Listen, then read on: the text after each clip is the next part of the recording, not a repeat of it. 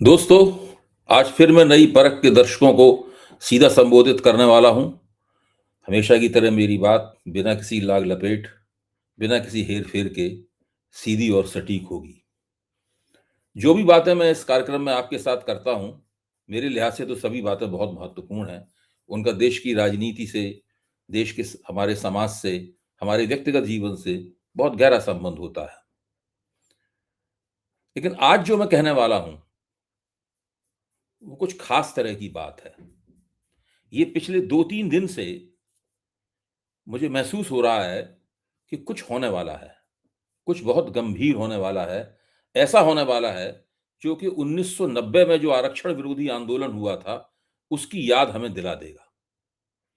दोस्तों, पिछले 2 दिन से मैं अनगिनत वीडियो और ऑडियो क्लिप देख रहा हूं, जिनसे एक अजीब-सा संदेश मिल रहा है। और वो संदेश यह है कि 1990 में जिसे आरक्षण विरोधी आंदोलन कहा जाता है, जिसके तहत देश भर की ऊँची जातियों जिसके तहत देश भर की ऊंची जातियों को कांग्रेस, वामपंथी और सामाजिक न्यायवादी पार्टियों के खिलाफ कर दिया गया था, ठीक वैसा ही काफी कुछ उसी किस्म का ऊंची जातियों का आंदोलन अचानक भारतीय जनता पार्टी और नरेंद्र मोदी के खिलाफ चल निकला है। ताज्जुब में मत कोई आश्चर्य मत कीजिए। नरेंद्र मोदी और भाजपा की सरकार को ऊंची जातियों की पार्टी, ऊंची जातियों की सरकार कहा जाता है। लेकिन राजनीति इसी तरह कभी-कभी पलटा खाती है, और वो पलटा होते हुए हमें दिखाई पड़ रहा है। इस आंदोलन की शुरुआत करने वाले ब्राह्मण नेता हैं, ठाकुर समाज के लोग हैं। कुल मिलाकर ऊंची जातियों के वे लोग हैं जो आज तक भाजपा के कट्टर समर्थक बने हुए थे। दोस्तों, कुल मिलाकर इस बगावत के 2-3 मुख्य कारण हैं। पहला कारण यह है, यूनिवर्सिटी ग्रांट कमीशन यानी विश्वविद्यालय अनुदान आयोग, उसके द्वारा बनाया गया एक नियम, जिसके तहत दलित, ओबीसी और आदिवासी के खिलाफ अगर भेदभाव की शिकायत होगी, उच्च शिक्षा के संस्थानों में, स्कूलों में, विश्वविद्यालयों में, रिसर्च इंस्टीट्यूट्स में, तो उसके खिलाफ बेहद कड़ी कार्रवाई की जाएगी। University grant commission promotion of equity in higher education institution regulation 2026 इस कानून का नाम है। फिर से सुन लीजिए, इसका नाम है university grant commission promotion of equity in higher education institution regulation 2026। दूसरा कारण है स्वामी अविमुक्तेश्वरानंद का वह मोर्चा जो उन्होंने योगी सरकार के खिलाफ खोल रखा है। इस बगावत से यह भी लग रहा है कि यह असंतोष बहुत लंबे अरसे से कहीं पनप रहा था। इसे फूटने के लिए किसी न किसी ट्रिगर पॉइंट की जरूरत थी। अब उसे एक नहीं बल्कि 2 ट्रिगर पॉइंट मिल गए। इसकी जड़ में क्या है, यह मैं आपको शुरू से ही बता देता हूं। दोस्तों, इस देश की ऊंची जातियों ने दलितों और आदिवासियों को जो आरक्षण मिला था संविधान में, उसके खिलाफ कभी बगावत नहीं की। आरक्षण के खिलाफ उनके मन में असंतोष था, लेकिन असंतोष वो दबा रहता था, एक तरह की खामोशी कायम रहती थी, और उन्होंने इस आरक्षण से समझौता कर लिया था। लेकिन जैसे ही विश्वनाथ प्रताप सिंह ने 1990 में ओबीसी को 27% आरक्षण दिया, उन्हें ट्रिगर पॉइंट मिल गया और आरक्षण विरोधी आंदोलन फूट पड़ा। इस बार भी ऐसा ही हुआ है। एससी एसटी के खिलाफ भेदभाव और अत्याचार का निवारण कानून पहले से मौजूद था, और काफी कड़ा कानून था। उसके जायज या नाजायज इस्तेमाल भी होते रहते थे। उसके खिलाफ असंतोष की भावना भी थी नाजायज इस्तेमालों के खिलाफ, लेकिन उसके खिलाफ कभी कोई आंदोलन नहीं हुआ था। उस कानून में ओबीसी भी ब्राह्मण, बनिया, ठाकुर के साथ लपेटे में आ जाता था। यानी वो कानून जिस तरह ब्राह्मण, बनिया, ठाकुर, कायस्थ, भूमिहार के ऊपर लागू होता था, इस तरह सिखों में ऊंची जातियों के खिलाफ, जैनों में ऊंची जातियों के खिलाफ, बौद्धों में ऊंची जातियों के खिलाफ लागू होता था। यानी जनरल कैटेगरी में आने वाली सभी जातियों के खिलाफ लागू होता था। तब तक इसके खिलाफ कोई आंदोलन नहीं खड़ा हुआ। लेकिन जैसे ही इन जनरल कैटेगरीज में से इसमें इस कानून के तहत ओबीसी भी एक तरह की जनरल कैटेगरी में आती थी, लेकिन जब ओबीसी को निकालकर सुरक्षा वाले कानून में डाल दिया गया, यानी अगर ओबीसी के खिलाफ भी शिकायत होगी तब भी वही कानून लागू होगा जो एससी एसटी के खिलाफ शिकायत, यानी एससी एसटी द्वारा की गई शिकायत से लागू होता है। वैसे ही ये ट्रिगर पॉइंट मिल गया। ओबीसी को जैसे ही अत्याचार विरोधी कानून का लाभार्थी बनाया गया, ऊंची जातियों का संतोष उसी तरीके से फूट पड़ा जिस तरीके से 1990 में ओबीसी को आरक्षण मिलते वक्त फूटा था। दोस्तों, इस बगावत के नमूने के तौर पर और सबूत के तौर पर मैं कुछ ऑडियो वीडियो यहां पेश कर रहा हूं। ये ऑडियो वीडियो इस कानून और उसके खिलाफ जो भावना है, उसके बारे में जो संदेश देते हैं, जो परिस्थिति आपके सामने पेश करते हैं, वो बहुत लंबे-लंबे लेक्चरों या किताबों से कहीं ज्यादा प्रभावशाली है। जरा सुनिए। एक है संतोष दुबे। ये हिंदू धर्म सेना के प्रमुख हैं और जो अयोध्या में राम जन्मभूमि आंदोलन हुआ था, उसमें इन्होंने जमकर हिस्सा लिया था। और ये अभी तक भारतीय जनता पार्टी और हिंदुत्व का जो हिंदू राष्ट्रवाद का जो प्रोजेक्ट है, उस प्रोजेक्ट के जबरदस्त पैरोकार थे। संतोष दुबे क्या कह रहे हैं? ये मतलब भाजपा वाले, ये ना यूजीसी का कानून बना रहे हैं, ना एससी एसटी का बना रहे हैं। ये अपनी 13वीं का, अपने अंतिम संस्कार का, अपने मुंडन का उस्तरा नाप रहे हैं। सुनिए संतोष दुबे क्या कहना है। ये ना यूजीसी का कानून बना रहे हैं, ना एससी एसटी का बना रहे हैं। ये अपनी 13वीं का, अपने अंतिम संस्कार का, अपने मुंडन कराने का उस्तरा नाप रहे हैं। ये खत्म हो जाएंगे, ये खत्म हो जाएंगे। ओबीसी इतना चालाक है, वह इनके पक्ष में जाएगा नहीं। वह जानते हैं कि ये झूठे हैं, हमारे लिए स्टैंड नहीं करेंगे।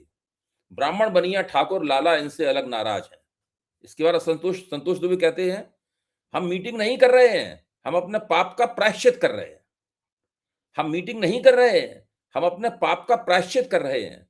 और चुपके से नहीं कर रहे हैं, रोड पे कर रहे हैं, हाईवे पे कर रहे हैं। हमारी धर्म शिखा सब कुछ उखाड़ा जा रहा है। ये अभिमुक्तेश्वरानंद के जुलूस के ऊपर जो पुलिस वालों ने हमला किया था और बटकों की धर्मशाला पकड़ पकड़ कर उन्हें पटका था, घसीट घसीट कर उन्हें मारा था, ये उसका हवाला है। हमारी धर्म शिखा सब कुछ उखाड़ा जा रहा है, हमारा अधिकार छीना जा रहा है। नया यूजीसी कानून बनाकर हम रो नहीं रहे हैं, हम रुलाएंगे। हम रो नहीं रहे हैं, हम रुलाएंगे। देश के ब्राह्मणों को देखिए, नारा लगाते हैं मोदी जी की जय, नारा लगाते हैं योगी बाबा की जय। ऐसा तेल लगाते हैं कि बेचारा तेली भी शर्मिंदा हो जाए। दोस्तों, यहाँ पे तेली समाज के प्रति कुछ कहना, उनका अवमानना और तिरस्कार करना मेरा मकसद नहीं है। मैं उसका पूरा सम्मान करता हूँ और उसके व्यवसाय का पूरा सम्मान करता हूँ।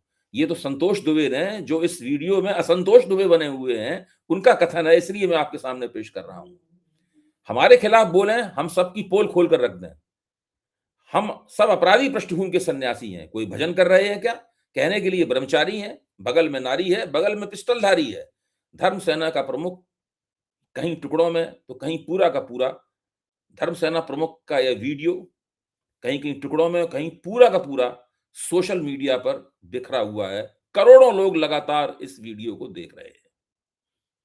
ये अकेला वीडियो ही इतना प्रभावी है कि ये इस बगावत का, मैं ये कहूंगा कि ये इस बगावत का घोषणा पत्र नुमा है।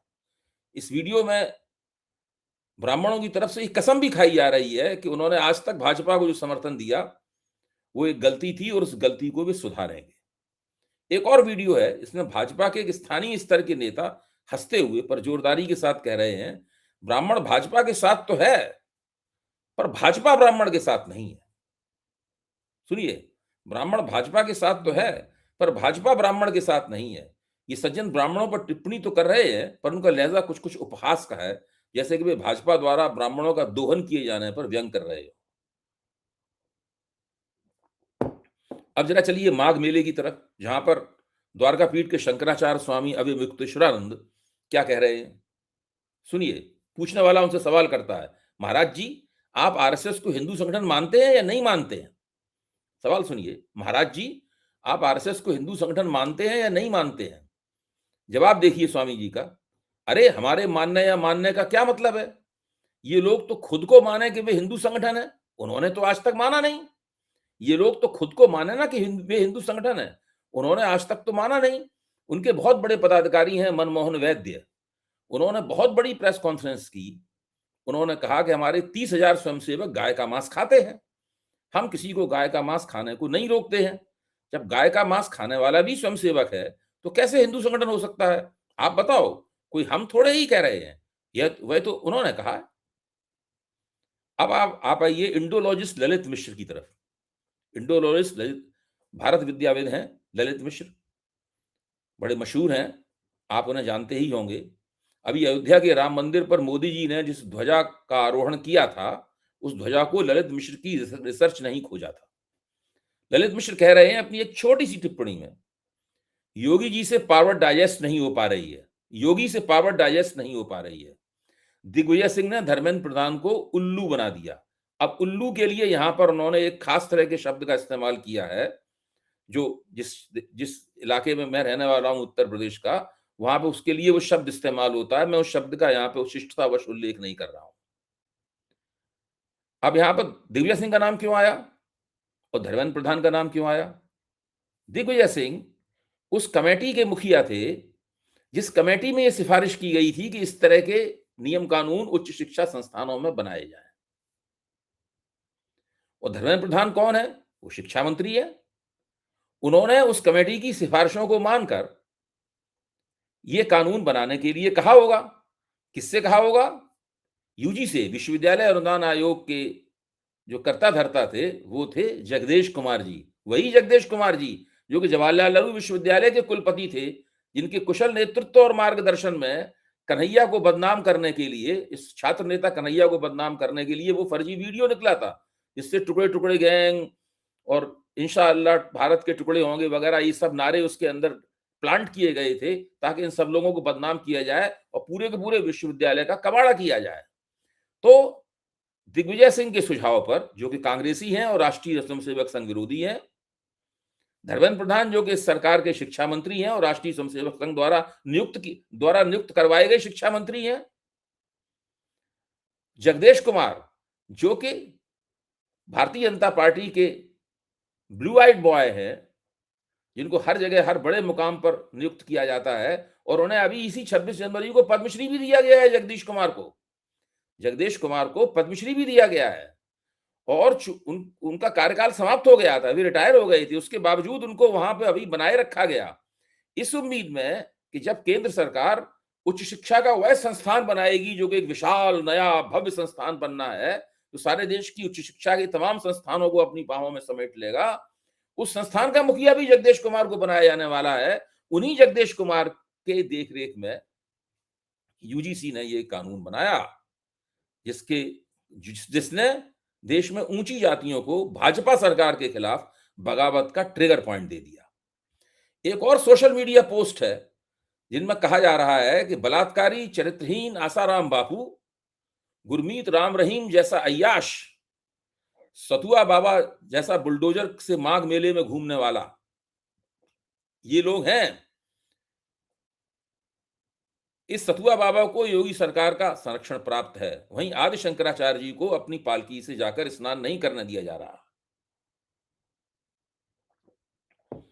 दोस्तों, और आगे बढ़िए, ये बात केवल यही नहीं रुकी है। कई लोगों ने विरोध में अपने पदों से इस्तीफा देना शुरू कर दिया है। भारतीय जनता पार्टी सरकार के खिलाफ ऊंची जातियों की बगावत की आग में घी डालने का काम किया है बरेली के सिटी मजिस्ट्रेट अलंकार अग्निहोत्री ने। उन्होंने यूजीसी के विरोध से जुड़ा मामला और चर्चा में लाकर उसे शंकराचार्य अविमुक्तेश्वरानंद के अपमान से जोड़ दिया है। इस्तीफे की खबर सामने आने के बाद उनके समर्थन में कई लोग उनके घर के बाहर जुटने लगे। इसी दौरान एक शख्स ने एक बड़े अनोखे तरीके से विरोध का प्रदर्शन करते हुए आवेश में यूजीसी के खिलाफ नारेबाजी की, और नारेबाजी करते हुए वो अपने कपड़े फाड़ फाड़ के फेंकता रहा। ध्यान कीजिए, आरक्षण के विरोध में जो आत्मदाह हुआ था, उस आत्मदाह ने जंगल में आग का काम किया था।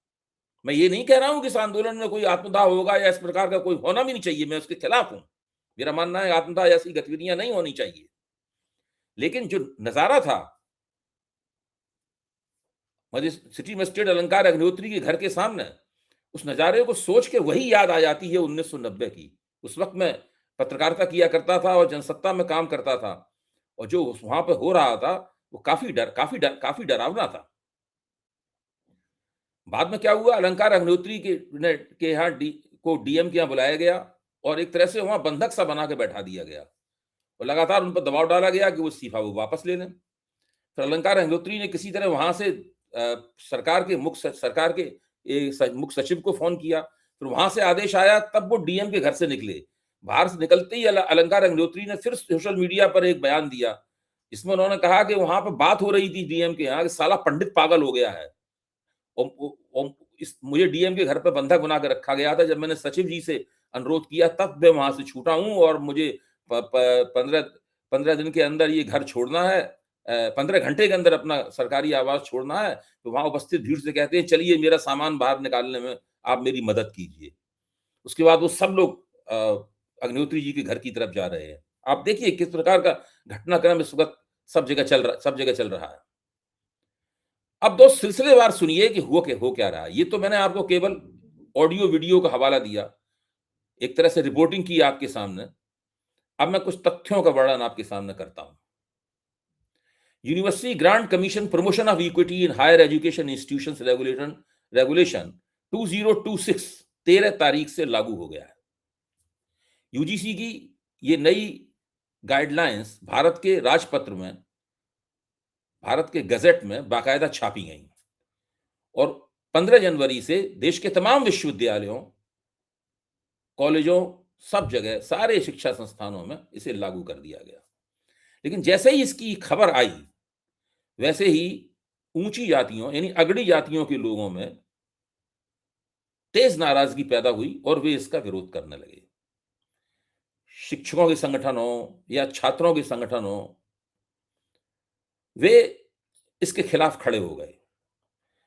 मामला इतना बिगड़ा कि करणी सेना और दूसरे तमाम हिंदूवादी संगठन जो सीधे-सीधे राष्ट्रीय स्वयंसेवक संघ से आधिकारिक रूप से नहीं जुड़े हुए हैं और अपने आप को ठाकुरों, ब्राह्मणों, बनियों और ऊंची जातियों का हितसाधक मानते हैं, वे एकताबद्ध होकर इसके खिलाफ आंदोलन करने लगे। मामला बढ़ते-बढ़ते सुप्रीम कोर्ट में पहुंचा और वहां पर मृत्युंजय तिवारी नामक वकील ने एक याचिका दायर कर दी और याचिका में मांग की गई है कि जो नई हिदायतें आई हैं यूजीसी की तरफ से, ये ऊंची जातियों के मूलभूत संवैधानिक अधिकारों के खिलाफ है। जैसे संविधान के अनुच्छेद की धारा 14, 15 और 21 के तहत जो संवैधानिक अधिकार मिले हुए हैं, ये नियम उनका उल्लंघन करते हैं। इसके तहत जनरल कैटेगरी के लोग कह रहे हैं इसके के पहले ये जो एससी एसटी के खिलाफ अत्याचार वाला मुद्दा था, उसमें ओबीसी को शामिल नहीं किया गया था। अब ओबीसी को भी शामिल कर दिया गया है, जबकि स्थिति यह है कि ओबीसी भी दलितों के ऊपर अत्याचार करते हैं। एक जाति दूसरी जाति के खिलाफ इस पूरी कैटेगरी में दलितों के भीतर, आदिवासियों के भीतर, ओबीसी के भीतर भी एक जाति दूसरी जाति के ऊपर अत्याचार करती है। उस सबको इस अत्याचार के नियम कानून से बाहर कर दिया गया है और तकरीबन ये स्थापित कर दिया गया है कि ये अत्याचार करने का काम जनरल कैटेगरी की जातियों के लोग ही कर सकते हैं और वही करते हैं।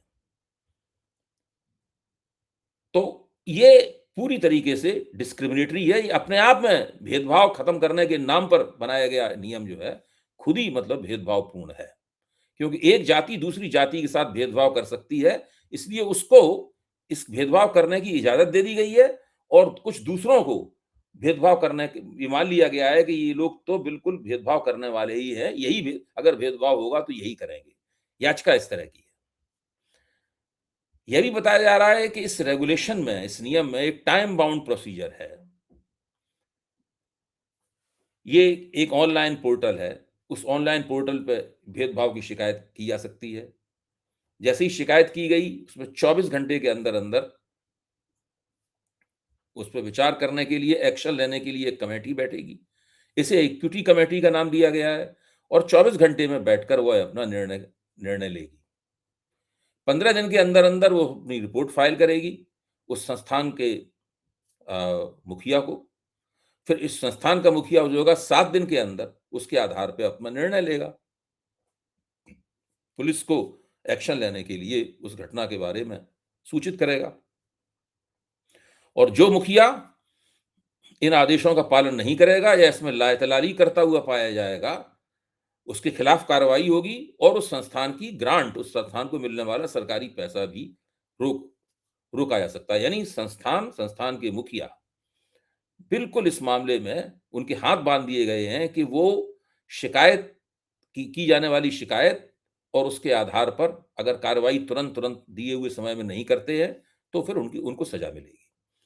सवाल ये है दोस्तों कि धर्मेंद्र प्रधान ने दिग्विजय सिंह कमेटी की ये सिफ़ारिश क्यों मान ली? और जगदीश कुमार जी के ज़रिए इस प्रकार के नियम यूजीसी के अंदर क्यों बनवाए? मेरा एक विश्लेषण है जो मैं आपके सामने रखना चाहता हूँ। इस पूरे 2 बातें हैं इसके पीछे। पहली बात तो ये है कि भारतीय जनता पार्टी हिंदू समाज के भीतर उनका राजनीतिक समर्थन प्राप्त करने के लिए राष्ट्रीय स्वयंसेवक संघ की मदद से हमेशा एक तरह का खेल खेलती रहती है। कभी तो वो ऊँची जातियों को कुछ देती है, ताकि उनके वोट मिलते रहें। और फिर कभी जब इससे कमज़ोर जातियों में, ओबीसी में, दलितों में, आदिवासियों में कुछ नाराज़गी पैदा होती है और उस नाराज़गी के सबूत भी मिलने लगते हैं, तब वो वहाँ लीपापोती करने के लिए, उनको झांसा देने के लिए, उन्हें भी कुछ देने की कोशिश करती है, ताकि वो ये बता सके कि भई हम आपके खिलाफ नहीं हैं। मोदी सरकार ने जब 2019 में वो चुनाव जीती, तो मोदी सरकार ने एक कानून बनाया।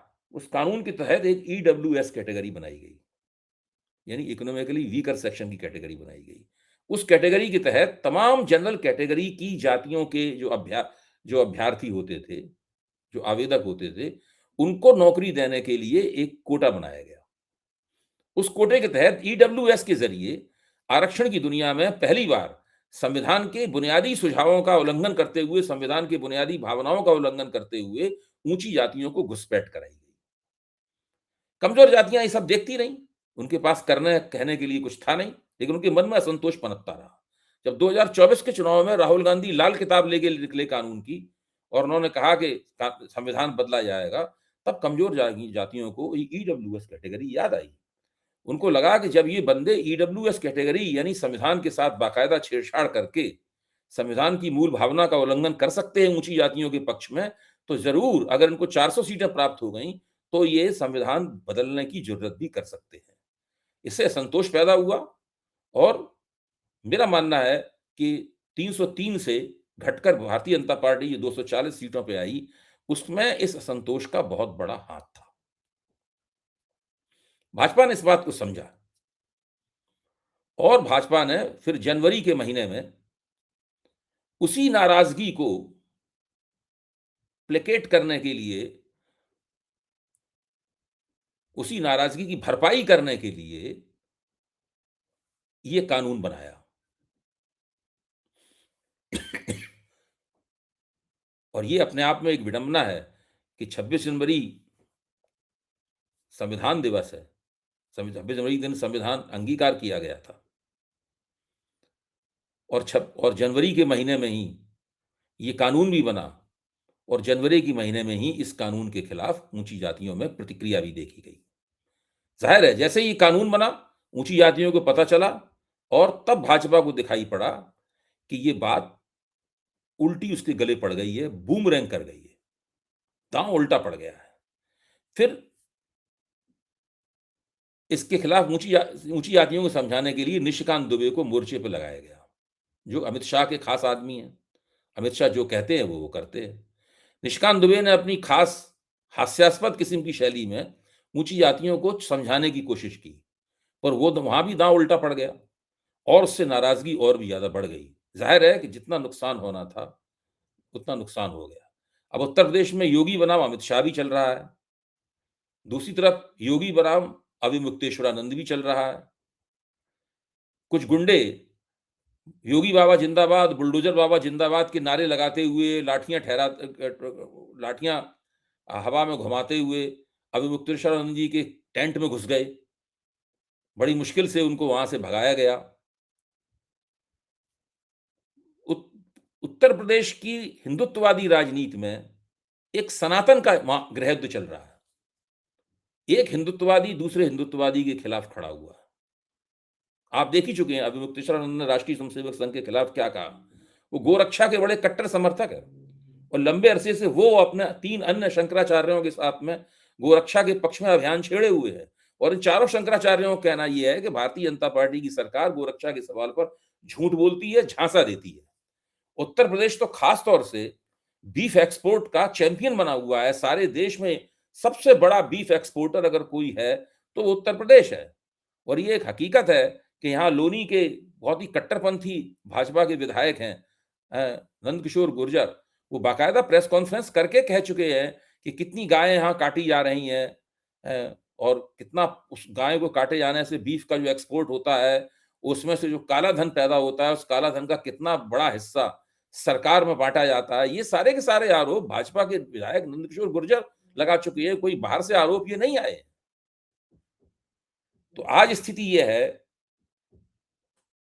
कि जो आरक्षण विरोधी युद्ध 1990 में हिंदू समाज के गृहयुद्ध के रूप में उभरा था, इसने वामपंथियों, कांग्रेस और सामाजिक न्यायवादी पार्टियों से ऊंची जातियों का समर्थन अंतिम रूप से छीन लिया और भाजपा की झोली में डाल दिया। बिल्कुल वैसा ही गृहयुद्ध आज उत्तर प्रदेश में, और उत्तर प्रदेश में अभी मुक्तेश्वरानंद बनाम योगी के जरिए और सारे देश में यूजीसी के इस नियमावली के जरिए फिर से शुरू हो चुका है। 35 साल बाद 2026 में हिंदू समाज के भीतर हिंदुत्ववादियों के बीच में एक और गृहयुद्ध शुरू हो गया है। तरह-तरह की थीसिसें जारी हैं। अभी एक भाजपा का समर्थन करने वाले उग्र टिप्पणीकार के मुंह से मैं सुन रहा था कि general category voting balancing power है। यानी जब विपक्ष के ओबीसी वोट और भाजपा के ओबीसी वोट एक दूसरे को कैंसिल कर देते हैं, तब जनरल कैटेगरी भाजपा के पक्ष में वोट करके उन्हें जिताती है। वो ये भी कह रहे थे कि जब अनुसूचित जाति निर्वाचन क्षेत्र में जब दोनों पक्षों के अनुसूचित जाति के वोट एक दूसरे को कैंसिल कर देते हैं, एक दूसरे से टकरा कर जब अनिर्णयकारी स्थिति पैदा हो जाती है, तब जनरल कैटेगरी आगे बढ़कर भाजपा को वोट करती है और चुनाव का फैसला भाजपा के पक्ष में लाती है।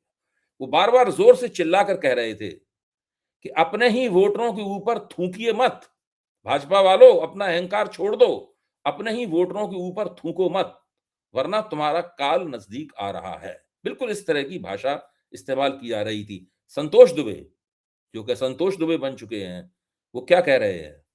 एक बार फिर से मैं आपको याद दिलाता हूं कि भाजपा वाले कोई एससी-एसटी के लिए कानून नहीं बना रहे हैं। भाजपा वाले दरअसल अपनी 13वीं कराने के लिए, अपने मुंडन का उस्तरा नपवाने के लिए कानून बना रहे हैं। उनका अंत बिल्कुल निकट आ गया है। दोस्तों, 1990 में भाजपा के सत्ता में आने की जमीन बनी थी आरक्षण विरोधी आंदोलन से। इस बार जो ऊंची जातियों की बगावत हो रही है, वह उसके सत्ता से जाने की जमीन बना रही है। दोस्तों, आज की सीधी बात खत्म करने से पहले मैं आपके अपने चैनल नई परख के बारे में कुछ और भी कहना चाहता हूं। आप सभी ने नई परख को इतना प्यार दिया है, इसके लिए मैं सभी दर्शकों का तहे दिल से शुक्रिया करता हूं। अगर आप चाहते हैं कि मैं आपके लिए अलग से कंटेंट बनाऊं, आपकी टिप्पणियों पर प्रतिक्रिया करूं या आपके सुझावों पर चर्चा करूं, तो आप अपने हमारे चैनल के साथ खास तरह से जुड़ सकते हैं। अगर आप नई परख चैनल का हिस्सा बनेंगे, तो आप मेरे वीडियो बाकी सब्सक्राइबरों से 1 घंटे पहले देख पाएँगे। आपकी बातों का मैं जवाब दूँगा, आपके लिए हर दिन स्पेशल शो करूँगा और आपके सुझाव अपने वीडियो में शामिल करूँगा। आज के लिए बस इतना ही। धन्यवाद।